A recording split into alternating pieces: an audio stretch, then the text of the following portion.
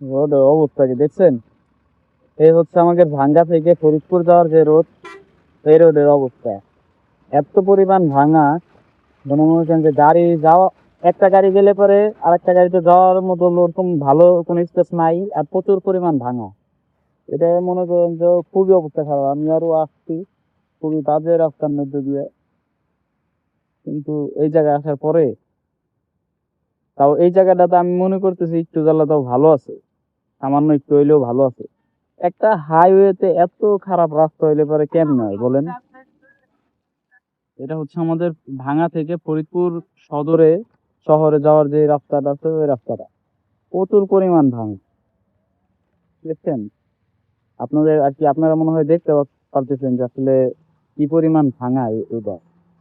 এটা এই রাস্তা এর থেকে আরো বেশি ভয়াবহ অবস্থা সামনের দিকে।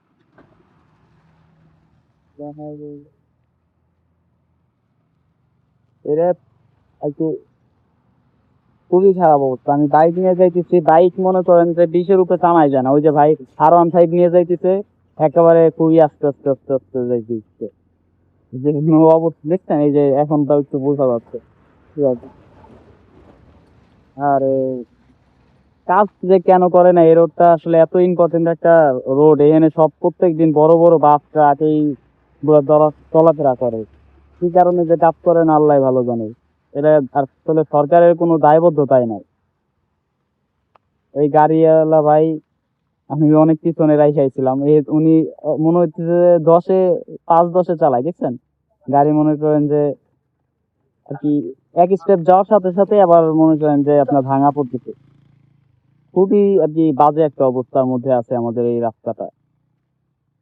তো যারা হচ্ছে এই ভিডিওটা দেখবেন, আশা করি সবাই শেয়ার করে দিবেন, এবং সরকারের যারা আসলে এই ধরনের উন্নয়নমূলক কাজের সাথে সম্পৃক্ত, তারা ইনশাল্লাহ এটার পদক্ষেপ নিবে আশা করি। সবাইরে ধন্যবাদ। তো আশা করি ভিডিওটা সবাই শেয়ার করে দিবেন। দেখছেন? লাইট লাইট লাইটে পড়লে কিছু কিছু টাইমে অনেক ভালোভাবে বোঝা যায় যে ভাঙার পরিমাণটা কি।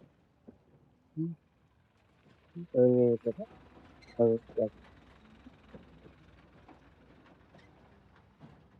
আপ- সবাইকে ধন্যবাদ। আশা করি ভিডিওটি সবার ভালো লাগবে। ভিডিওটি বেশি বেশি করে শেয়ার করে দিবেন যাতে সবাই দেখতে পারে।